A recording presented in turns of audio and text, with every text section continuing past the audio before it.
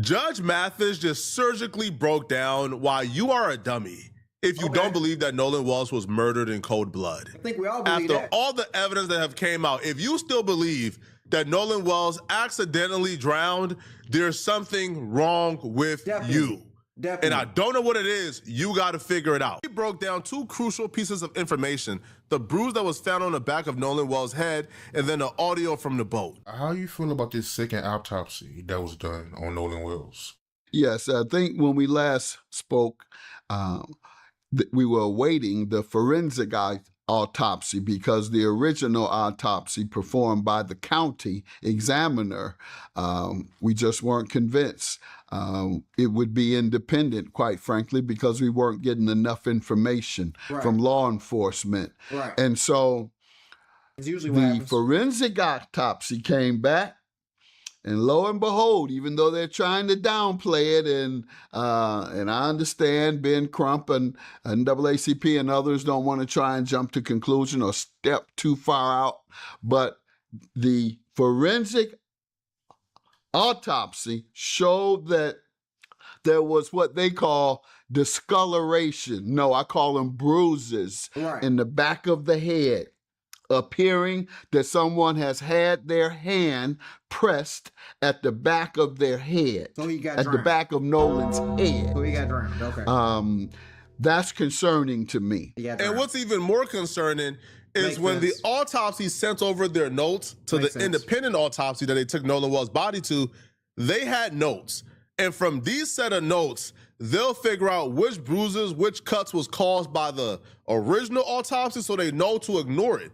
When they checked their notes, the original autopsy failed to reveal there was a bruise at the back of Nolan Wells' head. The independent autopsy, they found the bruise and they reported it. But here's the thing though, we still don't have Nolan Wells' cause of death yet, because for it to be drowning, the lungs got to be waterlogged. That's true. Well, the original autopsy never sent over the lungs. Well, the original autopsy did theirs first. So if you did yours first, wouldn't you have the opportunity to run all the tests and do everything you got to do with the lungs before you sent over the body? Well, they never sent the lungs with the body. So the independent autopsy was unable to determine the cause of death.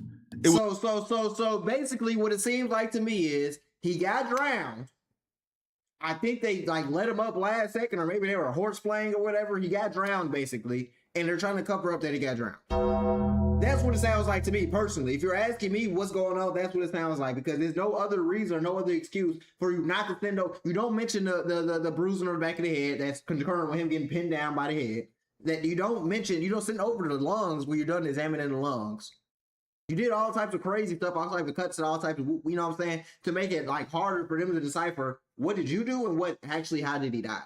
So this is ridiculous, bro. I feel like the feds need to come in on this. I swear to God, bro, the feds need to come because they need to oversee this. This is foul play happening. It was inconclusive. You've had different stories coming out from the teenagers. One of the young men himself spoke out about it, claiming they had begged Nolan to get on the boat, and that he wouldn't. Then there's the woman that he's supposed to have stayed back with, I think her name Katie or something. Well, he was supposed to have stayed back with Katie. That was their story. However, Katie's friend says that Katie hasn't. She saw him only in passing on the island, didn't stay with him, and Katie isn't saying anything at all. That's an element that I also missed as well regarding the friend. Now, I think the friend he's talking about is Katie's sister. The older sister is kind of downplaying to the extent in which Katie and Nolan Walsh was hanging out.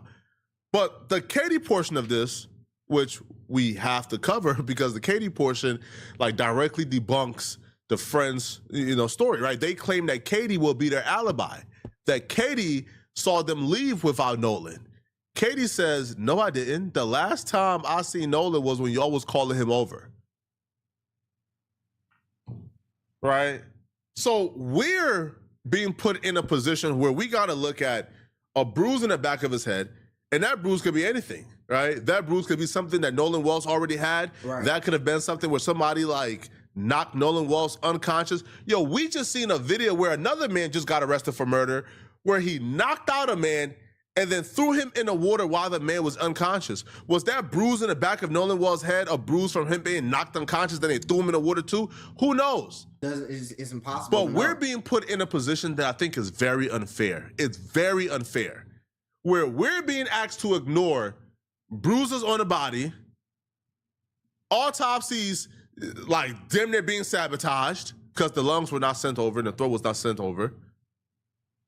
The audio where we're hearing people talk about Nolan being dead, the phone being with the friend, we're asked to ignore every red sign there is and be, I guess, as optimistic as you could be in a situation, which is at least he was not murdered. At least he did not die, like forcefully, right? But I don't know, bro. I'm not believing it at all. And I think a judge who his literal job was to make decisions for the last, 2 or 3 decades, I think that judge will be able to look at this and make a judgment call that's at least credible. Definitely. Right? Now, if you disagree with the judge, you like disagree. But this nonsense of any skepticism is uncredible, that's out the window. So it's a lot of moving parts here. And I'm just hoping it's not one of those, quite frankly, and if his friends didn't have anything to do with it and they truly left him behind, et cetera, et cetera. He has discoloration, bruises on the back of his neck. Something happened. And quite frankly, this is Mississippi, where in 1955, which sparked the civil rights movement, Emmett Till was killed for so. Bro, that's crazy. That was in 1955. Are you serious? No way, he's lying, bro. It wasn't in 1955. Hold on, bro. When was Emmett Till? That was in 1955? Bro, I don't know why they always tried to make it seem like that was so long ago. That was 1955, bro. They tried to make that shit seem like it was in like 1901, 1898, or like, maybe I'm tweaking. That's what, like, bro, hell no. So-called whistling at a white woman. And now we're hearing Nolan Wells stayed back to be with a white woman. And he turns up dead with bruises behind his neck. That's the context I'm putting this in. It's Emmett Till, perhaps, all over. Wow, so you feel like the dynamics between Nolan Wells and Emmett Till is similar? Well, the dynamics are the same. He's with a white woman, or allegedly said something with, or however you view it, with a white woman, and there's a suspicion that white men killed him. And that was the case with Emmett Till. He so-called whistled as a kid. 13 was he? Whistled so-called the woman at the store. White woman says he whistled at her. What happened? White men killed him. And that's why I'm making that analogy. But it could altogether be untrue. But I'm making the analogy as a possibility. And that is the case of my thought processes. So it was actually bruises behind his neck. Yes.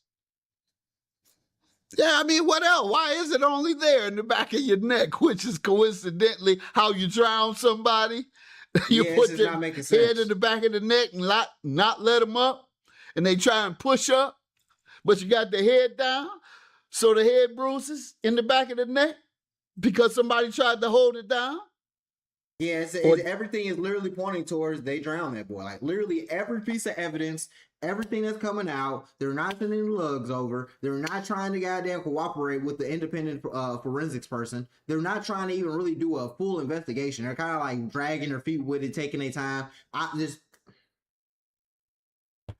It's unfortunate, I gotta say this, but don't be going around kicking it with them damn white people, bro. I'm sorry. I'm so sorry I gotta be a person to say this. It's some white people I'm cool with, but at the end of the day, they was associates. They was school people, school homies, and sports homies on Fun and Grade. I went to there's one time, literally one time in my life I've ever like kicked it with a white person. It wasn't during sports. It was on the way to some sports. So like, it was me. I forgot. I think another black guy. It was like two white guys. It was cool. You feel me? We went to like some restaurant in the neighborhood. We ate and shit. It was cool. Whatever. That's the only time I ever did that, bro. Never, ever do that shit because it's too many possibilities that can happen for you.